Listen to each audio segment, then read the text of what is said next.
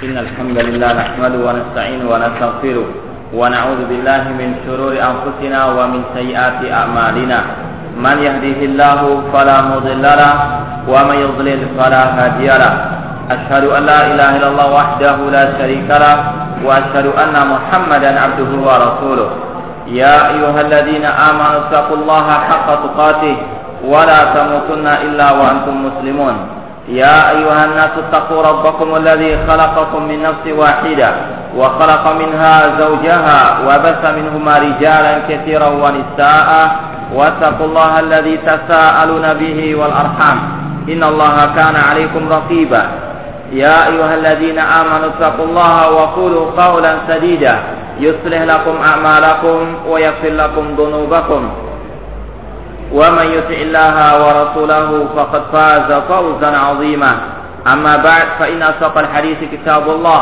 وخير الهدي هدي محمد صلى الله عليه وسلم وشر الأمور محدثاتها وكل محدثة بدعة وكل بدعة ضلالة وكل ضلالة في النار. Ma'asyiral muslimin, ikhwani fillah rahmani wa rahimakumullah. Kita lanjutkan kembali kajian kitab Al-Furqan Baina Auliya Rahman wa Auliya Syaitan oleh Syekhul Islam Ibnu Taimiyah rahimahullahu taala. Dan pada pertemuan yang telah lalu kita membahas tentang bahwasanya seorang muslim, seorang mukmin ada di dalam dirinya keimanan atau cabang keimanan dan juga sekaligus cabang kemunafikan atau cabang kekufuran yang hal tersebut tidak menjadikannya keluar dari Islam. Kemudian disebutkan oleh beliau Syekhul Islam Taimiyah rahimahullah, beliau menyebutkan wa dzakara al-Bukhari an Ibnu Abi Mulaikah radhiyallahu anhu annahu qala. Imam Al-Bukhari rahimahullahu taala menyebutkan dari seorang sahabat Rasulullah SAW Ibnu Abi Mulaikah radhiyallahu anhu bahwasanya beliau mengatakan adraktu salasina min ashabi Rasulullah SAW kulluhum yakhafun nifaqa ala nafsihi. Disebutkan oleh Ibnu Abi Mulaikah radhiyallahu anhu bahwasanya beliau mengatakan aku menjumpai 30 sahabat Rasulullah SAW dan semuanya merasa khawatir, merasa takut kemunafikan menimpa dirinya. Para sahabat Rasulullah SAW orang-orang atau manusia yang terbaik di atas muka bumi ini, namun mereka masih merasa khawatir terjangkit penyakit kemunafikan di dalam diri mereka. Jadi disebutkan di sini kata Ibnu Abi Mulaikah, aku menjumpai 30 sahabat Rasulullah SAW semuanya khawatir kemunafikan di dalam dirinya. Oleh karena itulah seorang muslim selayaknya untuk tidak merasa sempurna dalam segala hal, untuk dia selalu merasa kurang dalam keimanannya, dalam keilmuannya, dalam ibadahnya, dan dalam segala kebaikan. Fala tuzakku anfusakum, janganlah kalian merasa suci di dalam diri kalian. Seorang sahabat atau para sahabat Rasulullah SAW, manusia yang terpuji, manusia yang dipuji oleh Allah dan Rasulnya, mereka yang dijamin masuk surga oleh Allah, namun mereka masih khawatir kemunafikan ada di dalam diri mereka. Di antaranya Umar bin Khattab radhiyallahu anhu, seorang Khalifatul Rasyid, yang kita diperintahkan mengikuti sunnah beliau, yang mana beliau termasuk salah seorang yang dijamin masuk surga oleh Rasulnya sallallahu alaihi wasallam. Namun beliau masih khawatir, beliau memiliki kemunafikan di dalam dirinya. Sampai beliau bertanya kepada Hudzaifah bin Yaman radhiyallahu anhu, yang beliau Hudzaifah bin Yaman telah diberitahukan oleh Rasulullah SAW tentang nama-nama orang-orang munafik. Namun Umar bin Khattab merasa dirinya takut dengan kemunafikan, sehingga beliau pun bertanya kepada Hudzaifah yang telah diberitahukan nama-nama orang munafik tersebut oleh Rasulullah SAW. Namun kata Hudzaifah, engkau bukan termasuk dari mereka. Bagaimana kita melihat seorang Khalifatul Rasyid, penghuni surga, yang masih merasa dirinya penuh dengan kekurangan, yang masih merasa khawatir tentang kemunafikan. Apalagi seorang muslim yang jauh daripada derajatnya para sahabat, maka selayaknya untuk terus mengoreksi keimanannya, mengoreksi ketauhidannya, mengoreksi akidahnya. Jangan sampai merasa telah sempurna, telah sebaik-baiknya. Wa qala Allah Ta'ala, Allah berfirman, "Wa ma asabakum yaumal taqal jam'ani fa bi idznillah." Dan tidaklah musibah yang menimpa diri kalian pada waktu kalian bertemu dengan musuh. Pada waktu pertemuan dua musuh. Orang mukmin dan orang kafir semuanya dengan seizin dari Allah. Wa liya'lamal mu'minin, agar Allah mengetahui orang-orang yang beriman. Ujian, cobaan Allah berikan kepada manusia, tujuannya diantaranya agar Allah mengetahui siapa yang betul-betul beriman, yang jujur imannya, dan siapa yang hanya sekedar berkedok keimanan namun di dalam hatinya penuh dengan kemunafikan. Ini adalah tujuan Allah memberikan ujian dan cobaan. Seperti yang sudah kita sampaikan, al-fitnah, ujian cobaan itu tuh gharbil, kata Rasulullah SAW, yaitu mengayak manusia, liyamizallahu khabitha minat thayyib, agar Allah membedakan mana yang baik dan mana yang jelek.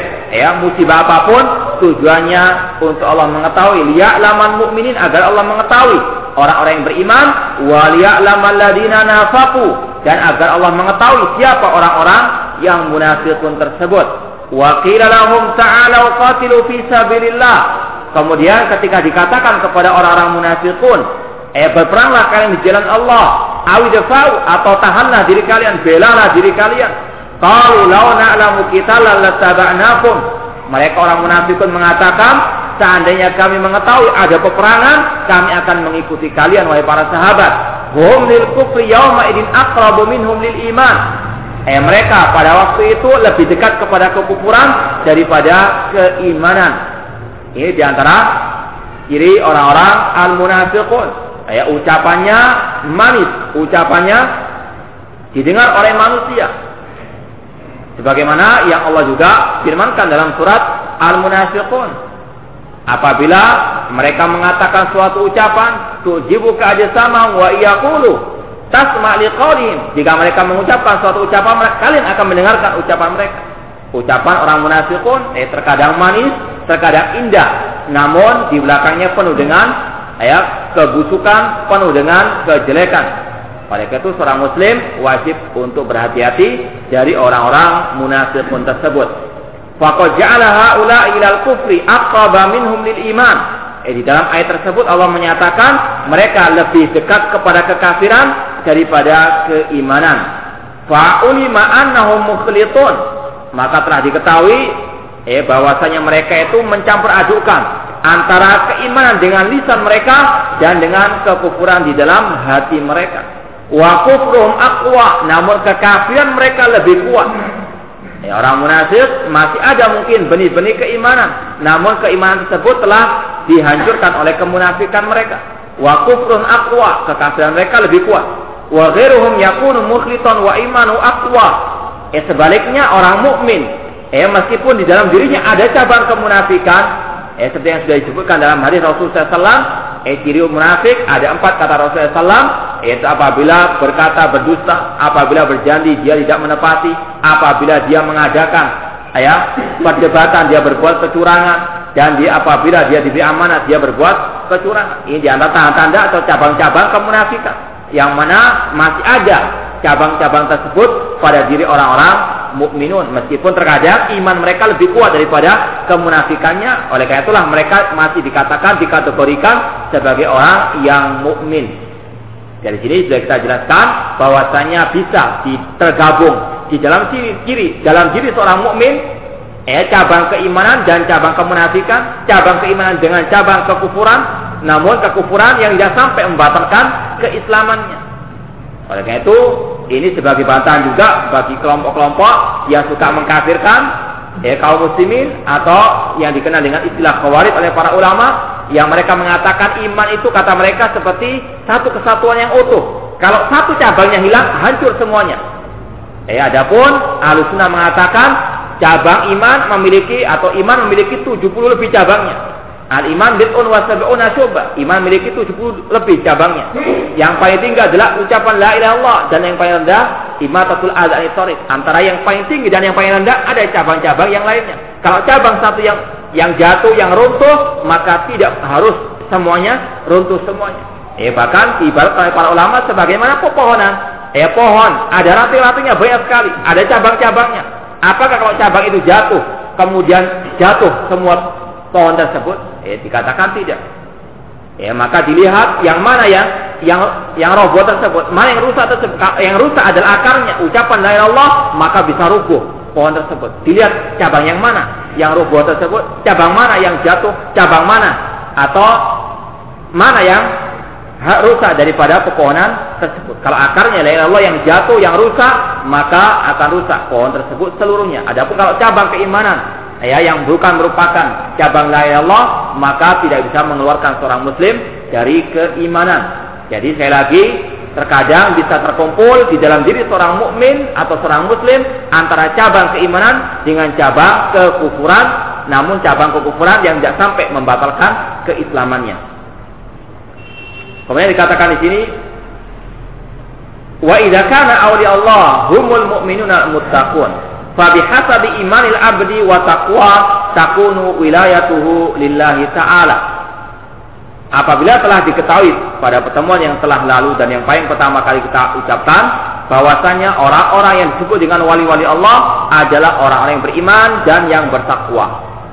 Dan sudah kita jelaskan, iman itu memiliki cabang yang banyak sekali, 70 lebih kata Rasulullah SAW cabangnya.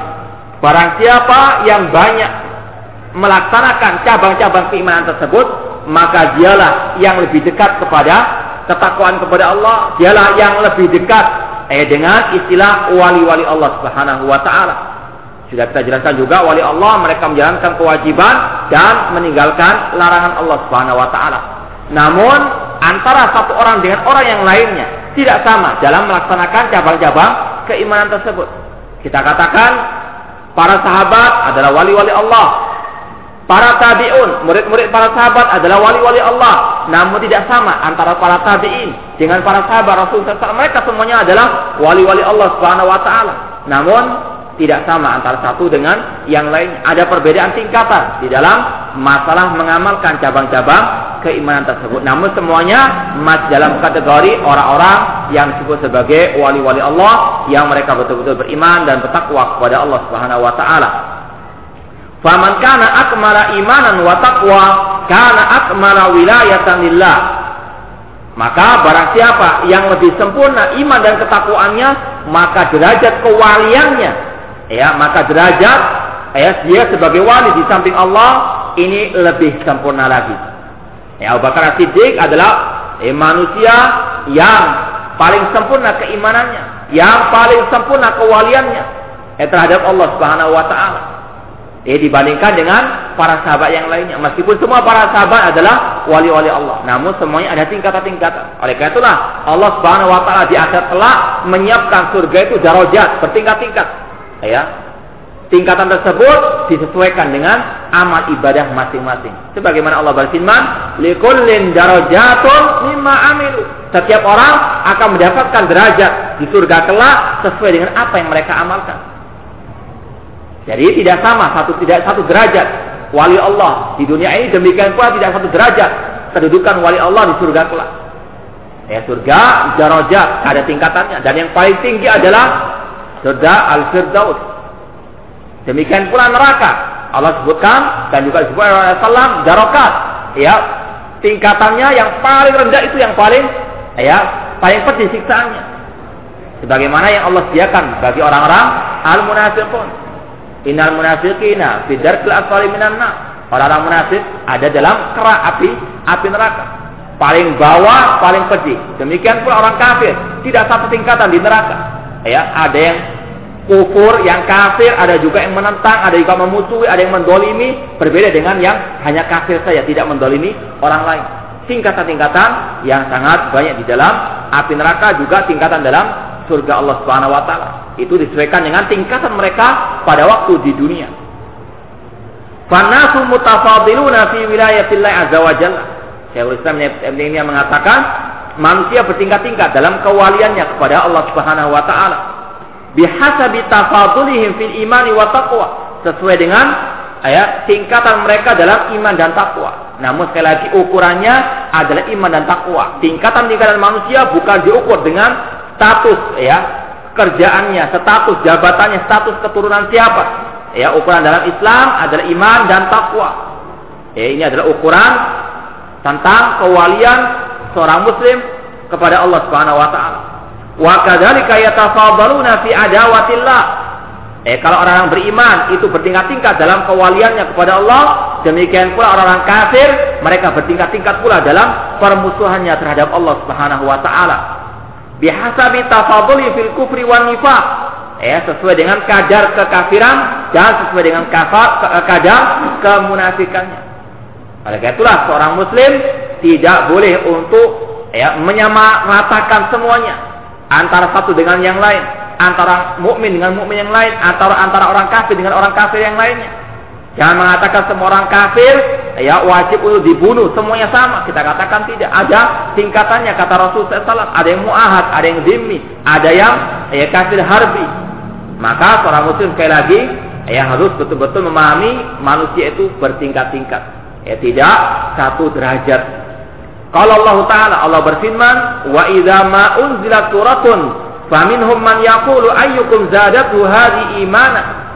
Apabila diturunkan suatu surat Al-Quran kepada manusia, di antara manusia itu ada yang mengatakan, siapa di antara kalian yang bertambah imannya ketika turunnya surat Al-Quran tersebut.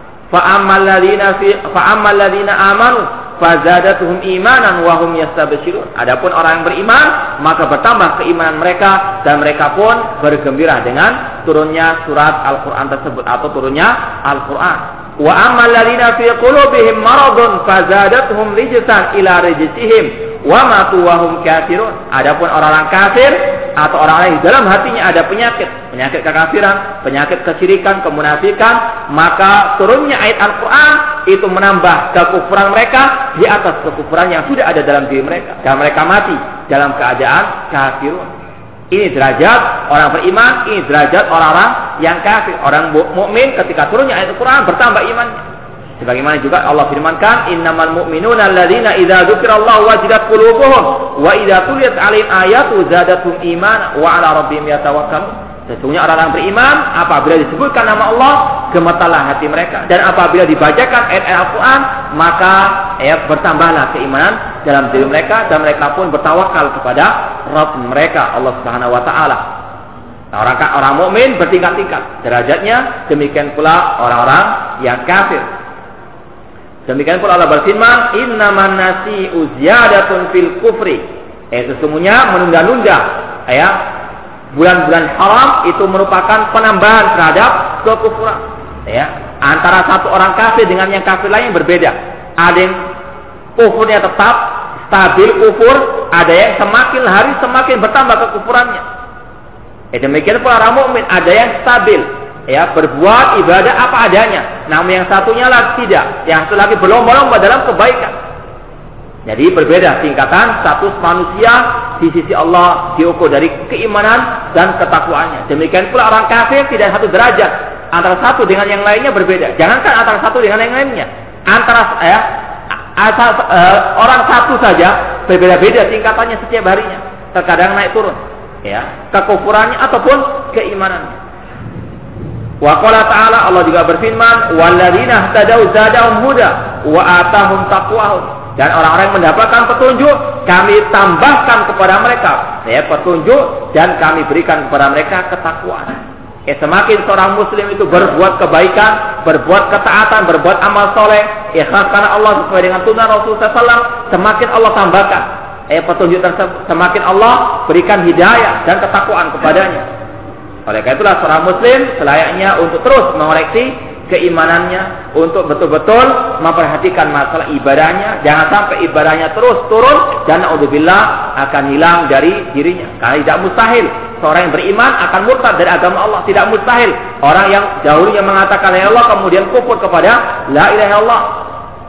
Oleh karena itulah seorang muslim selayaknya untuk berdoa kepada Allah, ya muqallibal qulub tsabbit qulubana ala dinik. Ya Allah, wa zat yang membolak-balikkan hati, tetapkanlah hatiku di atas agama. Rabbana la tuzigh qulubana ba'da idh hadaitana wa hab lana min ladunka rahmah innaka antal wahhab. Ya Allah, janganlah Engkau timpangkan hati kami, selewengkan, sesatkan hati kami setelah Engkau memberikan atau memberikan kepada kami petunjuk. Seorang muslim wajib untuk menjaga betul-betul keimanan dan ketakwaannya kepada Allah Subhanahu wa taala. Wa qala ta'ala fil munafiqin, Allah berfirman tentang orang-orang munafikin, fi qulubihim maradun fazadahumullahu marada. Di dalam hati mereka sudah ada penyakit, Allah tambahkan penyakit mereka tersebut. Falamma zagu azaghallahu qulubahum. Ketika mereka berpaling dari agama Allah, semakin Allah sesatkan dia dari jalannya. Dan sudah sering kita katakan, jangan coba-coba menyimpang dari agama Allah Subhanahu wa taala. Kalau kita sudah terlena dengan kesesatan, dengan kemaksiatan dan dengan kekufuran, kesyirikan, maka jangan salahkan siapapun kecuali dirinya sendiri kalau dia semakin jauh daripada agama Allah Subhanahu wa taala. Karena memang hati ada di antara dua jemari Allah Subhanahu wa taala. Dialah yang membolak-balikkan sesuai dengan kehendaknya. Kalau Allah mau menyesatkan manusia, Allah sesatkan. Dengan sebab dia telah menyesatkan dirinya sendiri. Fabayyana subhanahu wa ta'ala anna saqsal wahida qad yakunu fihi qismun min wilayatillah bihasabi imani wa qad yakunu fihi qismun min adawatillah.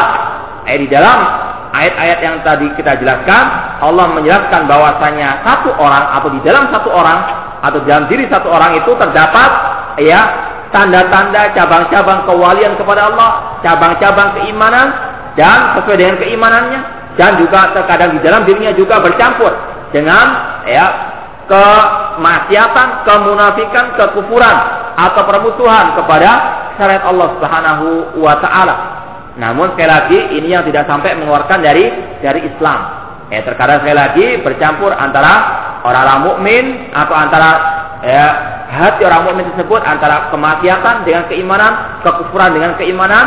Namun kalau memang keimanannya masih merajai, masih menguasai, maka dia dikatakan sebagai orang mukmin, namun yang kurang sempurna keimanannya. Kemudian bihasabi kufrihi wa nifaqihi. Semuanya dilihat daripada kekufuran ataupun kemunafikannya. Tidak semua yang dikatakan kufur dalam Islam itu keluar dari Islam.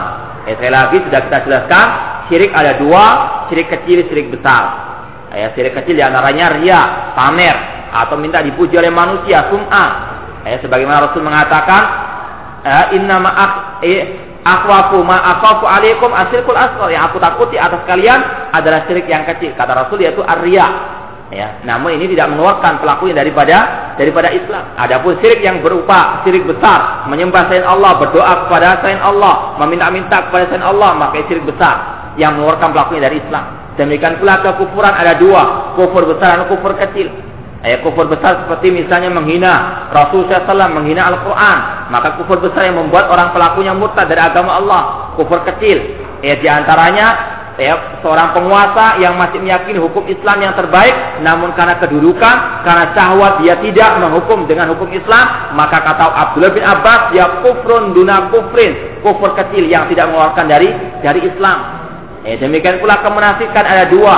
Kemunafikan yaitu yang menyembunyikan, kemunafikan yang besar yaitu menyembunyikan kekufuran, menampakkan keimanan, sebagaimana kemunafikannya Abdullah bin Sabah, kemudian Abdullah bin Ubay bin Salul yang fidarkil asfali minan nar. Adapun kalau orang itu masih memiliki keimanan namun dia memiliki ciri-ciri orang munafik, tidak bisa dikatakan dia keluar dari Islam. Ini adalah perincian dari para ulama berdasarkan Al-Quran dan Sunnah Rasulullah SAW yang harus diperhatikan oleh seorang muslim. Tidak semua yang dikatakan kufur akhirnya keluar dari Islam, tidak. Ada perinciannya, ada penjelasannya dari para al-ulama ahli sunnah wal jamaah. Allah berfirman, wa izdadal ladina amanu imana. Orang-orang beriman itu semakin bertambah keimanannya dengan mereka beribadah kepada Allah. Demikian pula yang disepakati oleh Ahlussunnah. Ahlussunnah mengatakan al-iman yazid wa yanqus, yang yazidu bit ta'ah wa yanqus bil ma'siyah. Iman bertambah dan berkurang, bertambah dengan dengan ibadah ketaatan dan berkurang dengan kemaksiatan. Allah juga berfirman, yazdadu imanan ma imani, maka bertambah keimanan mereka di atas iman mereka. Ini yang berkaitan dengan pembahasan bahwa seorang muslim terkadang tercampur dalam dirinya keimanan dan cabang-cabang kemunafikan, cabang-cabang kekufuran ataupun cabang-cabang kesyirikan yang belum bisa mengeluarkan orang tersebut dari agama Islam. Kemudian Syekhul Islam berpindah pembahasan, namun masih ada kaitannya dengan masalah al-wilayah atau kewalian. Di sini disebutkan oleh beliau, wa auliyaullahi ala tabaqatain. Wali-wali Allah itu ada dua tingkatan. Sudah kita pahami bersama bahwasanya wali Allah secara umum itu adalah orang yang beriman, bertauhid dan yang bertakwa kepada Allah Subhanahu wa taala. Kemudian disebutkan di sini berdasarkan dari Al-Qur'an bahwasanya wali-wali Allah itu ada dua tingkatannya. Ini berdasarkan Al-Qur'an dan sunnah Rasulullah SAW, berdasarkan pemahaman para salafus saleh.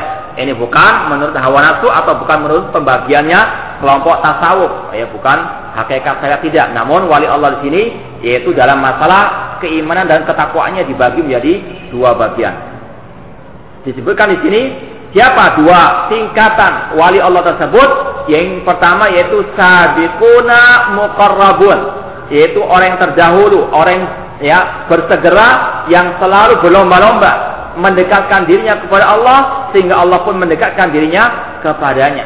Sabiquna muqarrabun, yang dahulu ya berbuat kebaikan, beriman kepada Allah dan sekaligus berlomba-lomba dalam berbuat kebajikan, yaitu yang betul-betul melaksanakan kewajiban perintah-perintah Allah dan Rasulnya, dan sekaligus menjauhi larangan Allah dan larangan Rasulnya, dan sekaligus juga berlomba-lomba menambahkan ibadah-ibadah yang nawafil, yang sunnah-sunnah.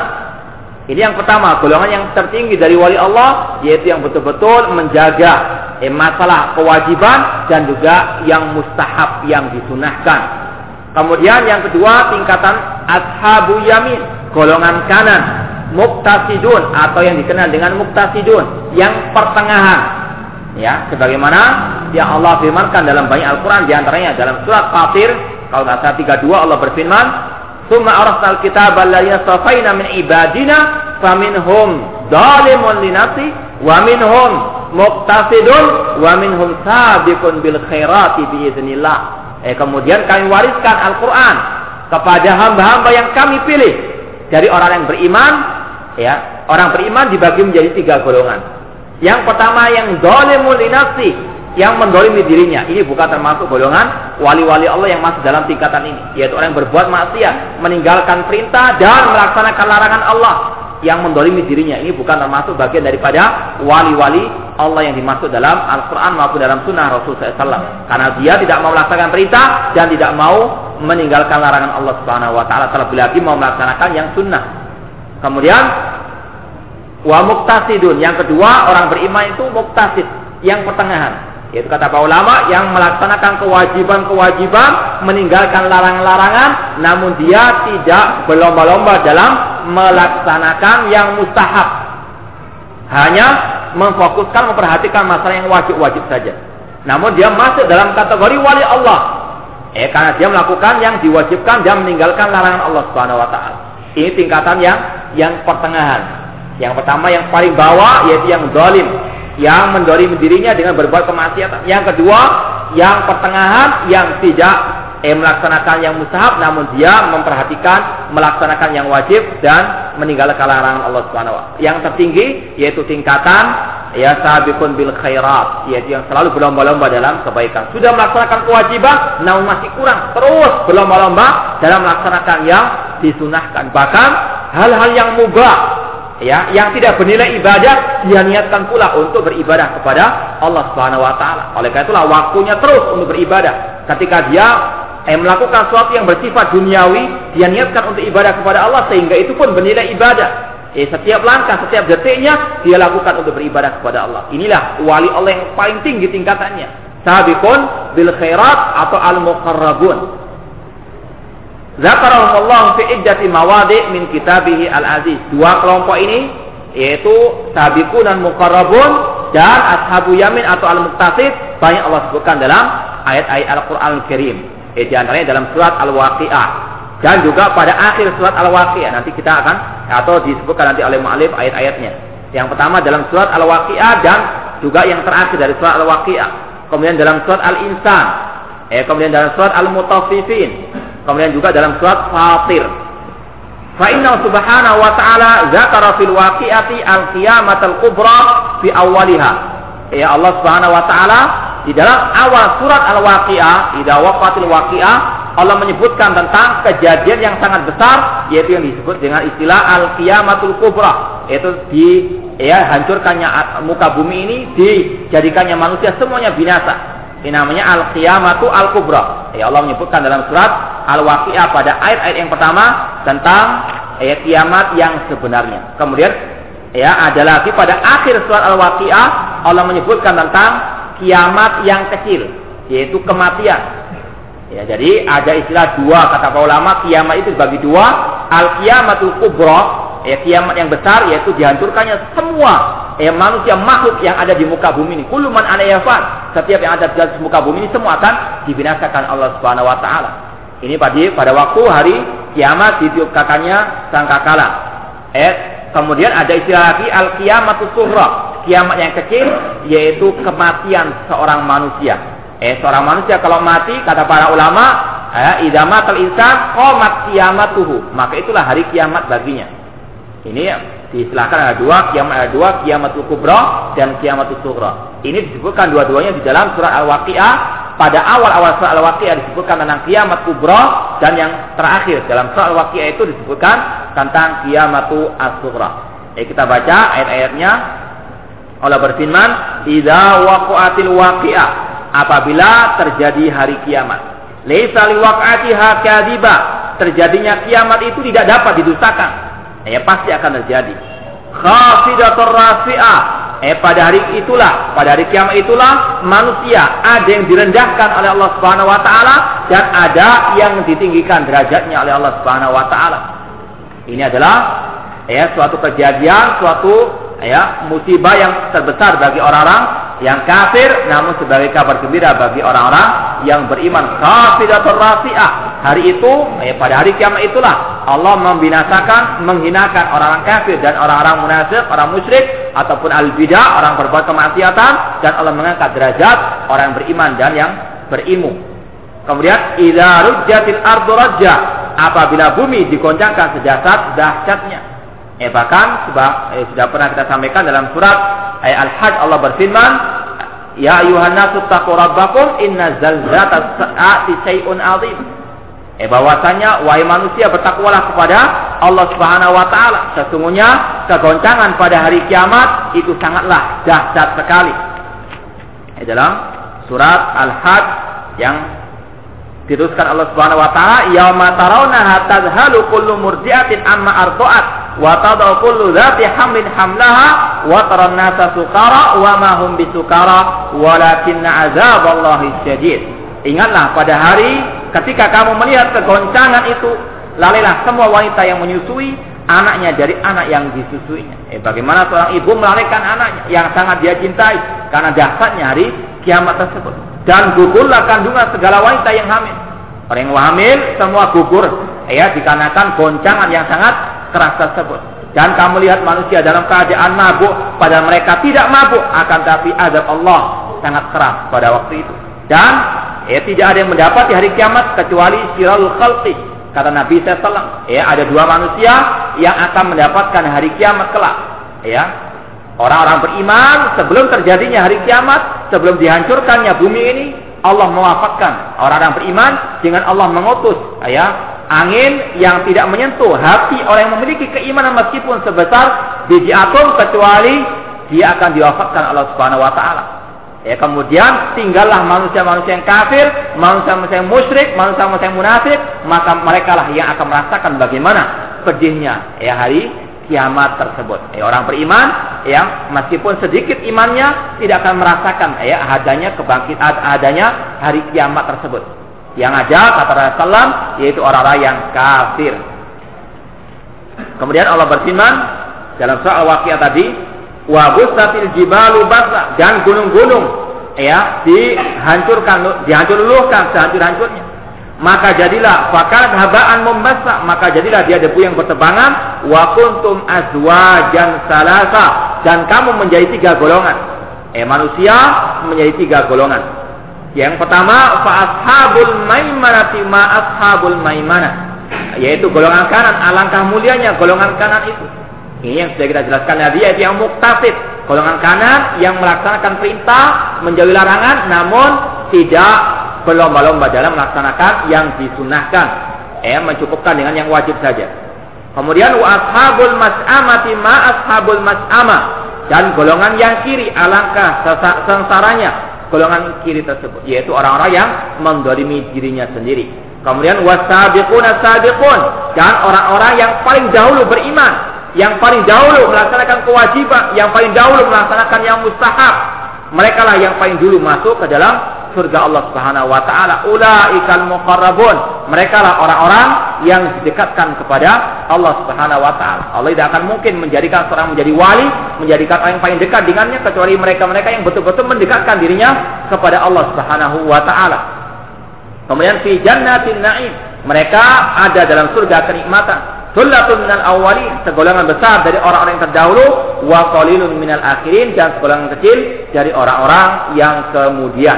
Ini surah Al-Waqiah 1 sampai 14 menceritakan tentang pembagian Al-Qur'an ya terhadap manusia, atau pembagian manusia dalam Al-Qur'an ada 3 golongan. Yang kanan, golongan kiri, dan golongan yang sabiqun al-muqarrabun, yang didekatkan dirinya kepada Allah Subhanahu wa taala. Fa hadza taqsimun nas idza qamatil qiyamatul kubra allati yajma'u Allah fiha al-awwalina wal akhirin. Inilah pembagian manusia ketika tegaknya hari kiamat yang kubra, yang besar, yang mana Allah mengumpulkan manusia di dalam hari tersebut dari yang pertama sampai yang terakhir. Kama wasafallahu subhanahu dzalik fi kitabi fi ghairi mawdi'in, sebagaimana yang juga Allah cantumkan dalam banyak ayat-ayat Al-Quran tentang kejadian hari kiamat. Kalau kita pelajari Al-Quran, banyak Allah menyebutkan tentang hari kiamat. Kalau kita baca juz amma saja, juz 30 dalam surah Al-Quran, dalam surat Al-Quran atau dalam Al-Quran, kita akan dapatkan kebanyakan surat-surat juz amma berkaitan dengan hari kiamat. Dikarenakan pada waktu Nabi SAW diutus kepada kaum musyrikin, di antara inti dakwah beliau selain tauhid al-uluhiyah, beribadah hanya kepada Allah saja, di antara inti dakwah Nabi SAW yaitu menekankan kepada mereka untuk beriman kepada hari kiamat. Karena itu yang di antara yang diingkari oleh orang-orang musyrikin. Dan dengan orang itu beriman kepada hari akhir, maka mudah baginya untuk melaksanakan ibadah kepada Allah Subhanahu wa taala. Dan ini di antara manfaat atau buah yang bisa dipetik daripada iman kepada hari akhir. Kalau orang itu beriman kepada hari akhir dan kuat imannya kepada hari akhir, maka ini sebagai motivasi baginya, pendorong untuk dia selalu mendekatkan dirinya kepada Allah Subhanahu wa taala. Oleh karena itulah banyak dalam nas-nas atau dalam hadis Rasulullah SAW disebutkan man kana yu'minu billahi wal yawmil akhir, barang siapa yang beriman kepada Allah dan hari akhir.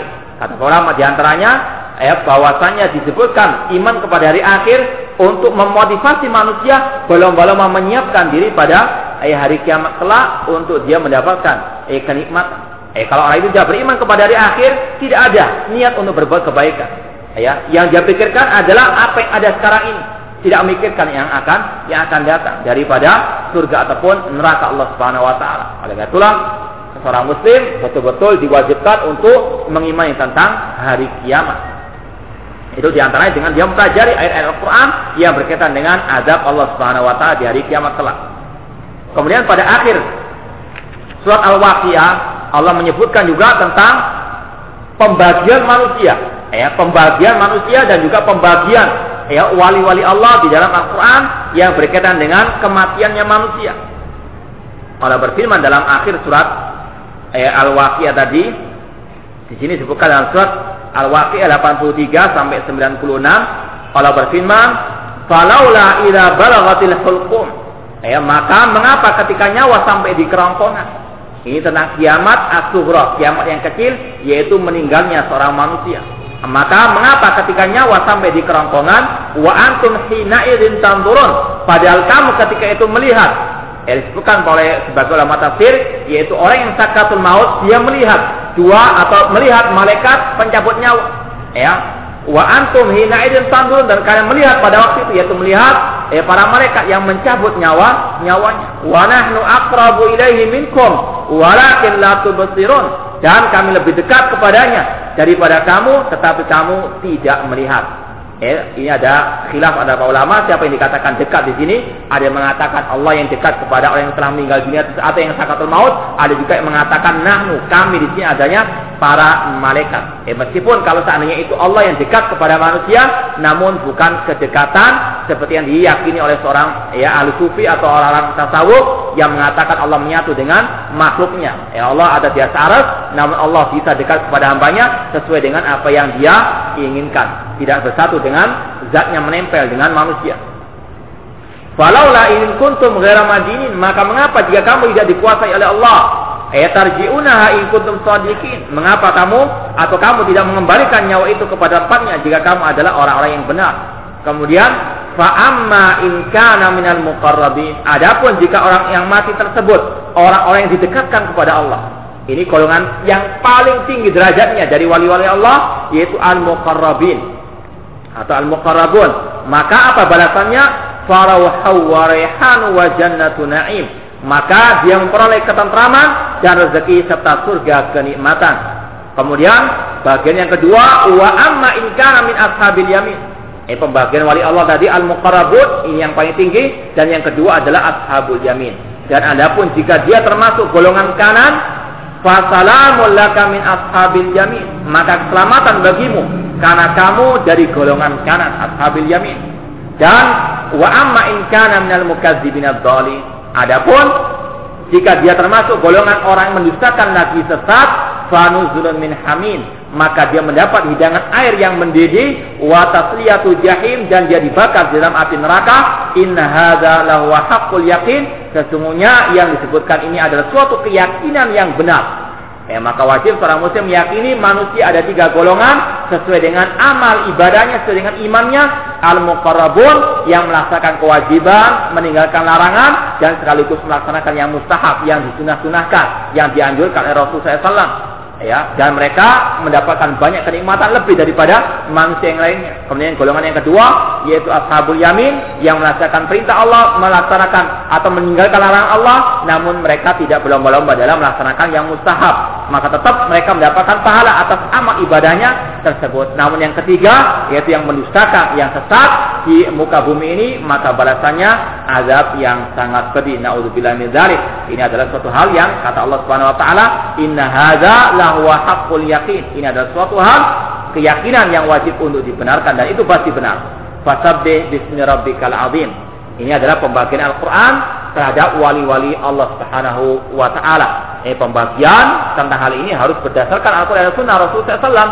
Bukan sebagaimana pembagian kelompok sufi yang membagi manusia menjadi tingkatan syariat, kemudian hakikat atau ma'rifat dan seterusnya, yang hal tersebut tidak ada dasarnya sama sekali di dalam Al-Quran, dalam Sunnah ataupun dalam pemahaman para sahabat Rasulullah SAW. Adapun pembagian yang dibawakan oleh Syekhul Islam Taimiyah ini berdasarkan Al-Quran Al-Karim dalam banyak ayat Al-Quran.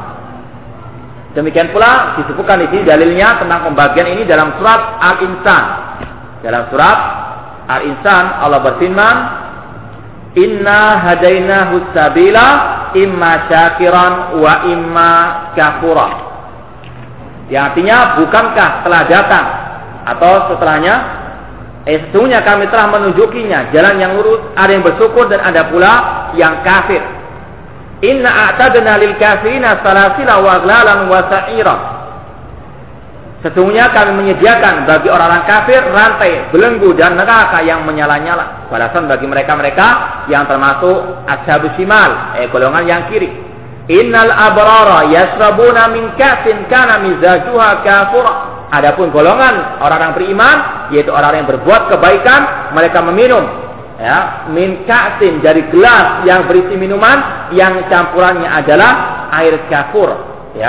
Disebutkan di sini air kafur adalah nama suatu mata air di surga yang airnya putih dan baunya sedap serta enak sekali rasanya. Di sini disebutkan balasan bagi orang yang beriman, balasan bagi orang yang beramal soleh dari ashabul yamin atau al-muqarrabun juga, mereka akan mendapatkan banyak kenikmatan, di antaranya berupa air yang sangat nikmat dan segar rasanya di surga kelak. Kemudian ainan yasrabu biha ibadallah yufajjirunaha tasjira. Ayat kafurah tersebut ditafsirkan dalam ayat selanjutnya, yaitu mata air dalam surga yang daripadanya lah hamba-hamba Allah minum, yang mereka dapat mengalirkannya dengan sebaik-baiknya. Bukan hanya mereka minum sendiri, namun mereka juga memberikannya kepada hamba-hamba Allah yang lainnya. Yufuna bin nadri wa yakhafuna yawman kana sarruhu mustatira. Al-abrar, orang yang beriman dan bertakwa tersebut, apa cirinya? mereka yufuna bin nadri, mereka menepati nazar-nazarnya mereka. Ya, nazarnya untuk Allah Subhanahu wa taala. Ya, bukan untuk orang yang telah mati.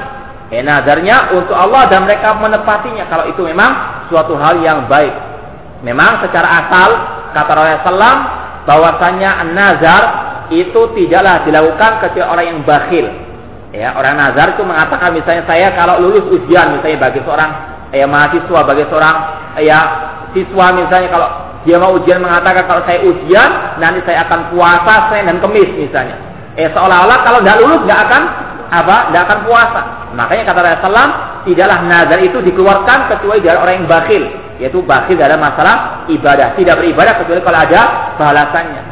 Namun kalau memang dia sudah bernazar wajib untuk dia melaksanakannya selama itu dalam kebaikan. Adapun dalam kemaksiatan maka haram untuk dia melaksanakan nazarnya tersebut. Misalnya dia mengatakan kalau saya lulus ujian, kalau saya misalnya mendapatkan pekerjaan, saya akan misalnya pergi ke diskotik misalnya, maka haram untuk dia menepatinya. Demikian pula kalau dia bernazar untuk kekafiran atau kesyirikan, kalau saya misalnya mendapatkan rezeki, saya akan sedekahkan untuk fulanah atau fulan yang telah meninggal, yang telah mati misalnya, atau wali yang soleh misalnya, maka haram untuk dia menempati nazarnya. Namun orang-orang yang beriman mereka menepati nazarnya kalau betul-betul nazar tersebut dalam kebaikan, dalam ibadah kepada Allah Subhanahu wa taala. Kemudian ciri mereka orang-orang yang beriman yang al-abrar adalah yakhafuna yauman kana syarruhu mustatira. Mereka di samping menunaikan nazar dan mereka juga takut akan suatu hari yang azabnya merata di mana-mana. Orang beriman bukan orang yang merasa dirinya telah sempurna, bukan merasa orang-orang yang telah seolah-olah dia dijamin masuk surga oleh Allah Subhanahu wa taala, seolah-olah surga ada di tangannya atau kuncinya surga ada di tangannya atau ada di nenek moyangnya, bukan. Orang yang beriman di antara cirinya betul-betul takut akan tentang azab Allah Subhanahu wa taala. Di antaranya di sini disebutkan yufuna bin nadri wa yaqafuna yauman kana syarruhu mustatira. Ciri orang yang beriman, penghuni surga, mereka takut akan azab Allah Subhanahu wa taala. Dan juga ini bukan merupakan cirinya orang-orang sufi. Orang sufi mengatakan saya tidak takut dengan neraka, saya tidak takut dengan azab Allah, saya juga tidak mengharapkan surga, saya hanya cinta kepada Allah. Ini juga bukan ciri orang-orang yang beriman dan bertakwa kepada Allah. Cirinya orang beriman tadi disebutkan di sini, yaitu mereka takut terhadap azab Allah Subhanahu wa taala. Dan masih banyak lagi ayat-ayat yang lainnya. Kalau mereka mengatakan tidak takut dengan azab Allah, tidak takut dengan neraka, maka bagaimana iman mereka kepada Al-Quran yang telah banyak menyebutkan tentang azab Allah? Dan untuk apa Allah menyebutkan tentang masalah azab neraka, azab Allah Subhanahu wa taala, kecuali untuk betul-betul menjadikan cambuk hal tersebut dari perbuatan kemaksiatan kepada Allah Subhanahu wa taala. Kemudian ciri berikutnya Allah berfirman wa yut'imuna ta'ama ala hubbihi miskina wa yatiman wa asira.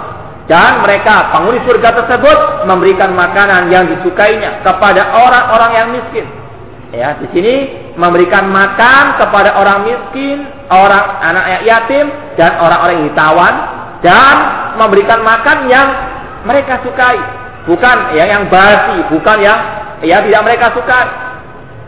Ini adalah ciri orang-orang yang betul-betul dijamin masuk surga oleh Allah Subhanahu wa taala. Innama nut'imukum liwajhillah. Dan di antara cirinya orang-orang yang dikatakan sebagai penghuni surga, mereka memberikan makanan tersebut kepada para fakir, kepada orang miskin untuk wajah Allah, mengharapkan wajah Allah, ikhlas karena Allah Subhanahu wa taala. Tidak ada tendensi biar mendapatkan suaranya, bukan untuk kampanye, namun untuk mendapatkan keridhaan Allah Subhanahu wa taala. Maka perlu dipertanyakan hal-hal yang kalau mereka menyedekahkan, menyumbang, memberikan bantuan sosial namun tujuannya untuk partai, untuk kampanye dan sebagainya, maka ini sangat jauh daripada ciri-ciri para penghuni surga Allah Subhanahu wa taala. Innama nut'imukum liwajhillah. Sesungguhnya kami memberikan makan kepada kalian untuk wajah Allah, untuk mengharapkan keridhaan Allah, mengharapkan wajah Allah, pertemuan dengan wajah Allah di surga kelak. La nuridu minkum jazaan wala syukura.